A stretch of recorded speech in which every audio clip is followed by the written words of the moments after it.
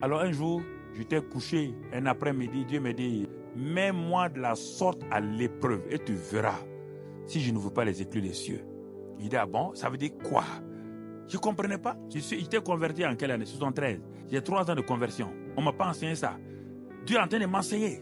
Alors, qu'est-ce que je fais? J'ai acheté un cahier. Dans ce cahier, j'ai dit, mais Seigneur, tu te dis de te mettre à l'épreuve? Moi, je vais te mettre à l'épreuve. J'ai dit, je touche un salaire X actuellement. Mais je vais te demander 10 fois ce salaire-là. Même nos ministres n'ont pas ce salaire-là. Le président avait ça tout juste un peu plus. Ceux qui avaient ce salaire-là, ce sont les expatriés français qui sont venus en Afrique pour travailler. On a bonifié leur salaire du fait qu'ils sont expatriés, tout ceux qui avaient ça. Et quand j'ai montré ça, j'ai écrit dans mon cahier, mais Dieu n'a pas ri, Dieu n'a pas dit petit malin.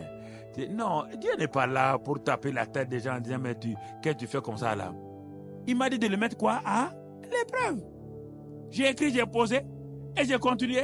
Une semaine plus tard que j'ai écrit ça, et j'ai commencé à remercier le Seigneur. Le ministre du Commerce m'appelle dans son bureau rapidement. Urgent. J'arrive, dit, Monsieur Karambiri, nous avons une entreprise de textile ayant 800 ouvriers et tous les cadres sont des expatriés. Nous voulons nationaliser l'usine et on commence la nationalisation par le poste de directeur commercial. Et nous avons pensé à vous. En réalité, je n'étais pas trop intéressé parce que je ne voulais pas quitter la capitale à l'époque. Parce que si tu vas à l'intérieur, on t'oublie, comme on le dit chez nous. Chacun de nous avait une ambition d'être un petit ministre un jour. Mais le ministre me dit, je vous donne une semaine. Allez-y, réfléchissez et revenez. On a prié, mais en réalité, on a négligé ça. Écoute-moi, mon aventure commence là. Je continue, Dieu me dit, mon fils, tu m'as mis à l'épreuve. Maintenant, attends. Quand on met Dieu à l'épreuve, il y a ce qu'on appelle le temps d'attente. Et on attend par la foi. On attend par la foi. On n'attend pas en murmurant. En ce temps-là, Satan vient te dire, tu as trop attendu, fais ceci, et les gens se mettent à faire des choses, et ils annulent le programme de Dieu. J'ai attendu une semaine. Comme le ministre voit que je ne viens pas, il m'envoie le directeur général de l'entreprise qui arrive chez moi. Il dit, Monsieur Karambiri, le ministre m'envoie chez vous pour avoir votre réponse. Bon, il a dit, on va vous donner une grande villa avec des boys cuisiniers et tout. J'ai dit, bon, je passe à Ouara, mais ça ne fait rien. Je me débrouille déjà. Il a dit, bon, on va vous donner une voiture de service. J'ai déjà une voiture de service. Il a donné tous les avantages. Rien. Et à un moment donné, il dit, Monsieur Karambiri, si vous venez chez nous actuellement, voici, nous allons vous donner tel salaire. Mon frère, ce qui était écrit dans mon cahier, il a donné ça. Dès qu'il a donné, il dit, monsieur le DG, demain, je suis dans votre entreprise. Je l'ai mis à l'épreuve et il me donne ça.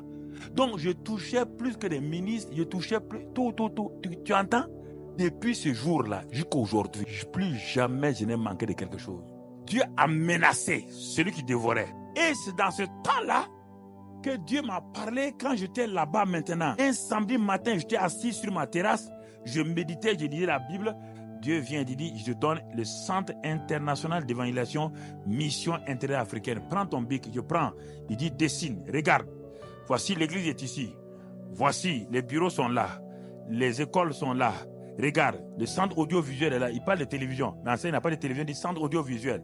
Parce qu'en quelle année? 78 et 80. Donc, il a tout donné. Il dit, bon, va donner à un dessinateur. J'ai donné au dessinateur, il a tout dessiné. Tout ce qu'on fait actuellement a été inscrit depuis 1980 sur un document. Si tu viens dans mon bureau, je vais te montrer le document. Quand il donnait ça là, quand j'ai vu ça, j'ai ri. Il est à Dieu. Ça là, c'est pas 500 millions, hein, c'est des milliards. Dieu me dit alors, il y a un problème pour ça? Tu as mis à l'épreuve. Moi aussi, je te montre. Voici d'où je suis parti. Et en ce moment-là, il me dit maintenant, je te donne ça. Mais pour que ta foi là puisse t'amener ça, pose un acte précis. Il dit, tu connais Oral Roberts? Il dit, non, je ne connais pas. Il dit, il se trouve en Amérique. Envoie-lui à l'époque $100, $100 seulement. Il dit, mais je n'ai pas son adresse. Dieu me dit, écris seulement Oral Roberts Ministry, Tulsa, Oklahoma. On le connaît partout. J'ai pris un billet de $100. J'ai mis dans l'enveloppe, j'ai fermé. Et j'ai écrit à Oral Roberts. 3 mois après, il me renvoie la réponse. Il dit, de l'Afrique, il n'a jamais vu ça. En 81-82. Il dit, mon fils, ce que tu as fait là, tu ne vas jamais regretter. C'est dans mon cahier encore de livres où j'ai écrit ça. Je n'étais pas pasteur, hein, j'étais directeur d'entreprise. Les gens se réunissaient dans mon salon. Tu m'entends? Dieu m'a dit, tu auras la plus grande église du Burkina. La provision surnaturelle, les idées. Il a ouvert le ciel. J'ai commencé en tant que directeur, aider les pasteurs de brousses, comme on dit dans les villages. Acheter des toits pour leur église, acheter des fenêtres parce qu'ils étaient pauvres, acheter des motos pour certains. Les idées, les pensées me venaient de tous les côtés. J'ai commencé l'évangélisation dans la ville où j'étais. Les jeunes me suivaient partout. Brice, comment je faisais des réunions de guérison, de miracles et de résurrection de morts dans cette même ville-là. Directeur commercial. 6 ans après, il m'envoie une dame de Wiss. Elle vient de Floride, qui vient chez moi à Ouara.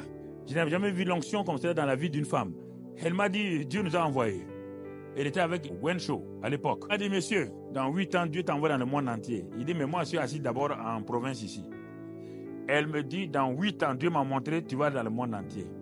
Dieu m'avait dit ça, mais elle est venue confirmer. Tout ça à partir de quoi? De ce que je vous dis là. Quand j'ai mis Dieu à l'épreuve, j'ai jeûné et prié, fatigué. Quand j'ai obéi à la parole, c'est en ce moment-là que mon jeûne et ma prière ont été utiles. Et en pleine révolution, on ne voulait même pas qu'on parle de Dieu. C'est en ce moment que Dieu m'a élevé de cette ville-là pour m'amener dans la capitale. Le président de l'époque, à l'époque, Sankara, il savait que je suis chrétien. Et on disait qu'on combattait les chrétiens. C'est en ce moment que moi, on m'élève comme directeur général de la plus grosse société du pays. On m'établit comme vice-président de la chambre de commerce, comme vice-président du conseil économique et social, président de la compagnie aérienne. C'est en ce moment que je suis monté en flèche en pleine révolution. Au moment où on combattait la religion, c'est en ce moment, moi, en appliquant les lois spirituelles, en obéissant à ça, Dieu m'a élevé.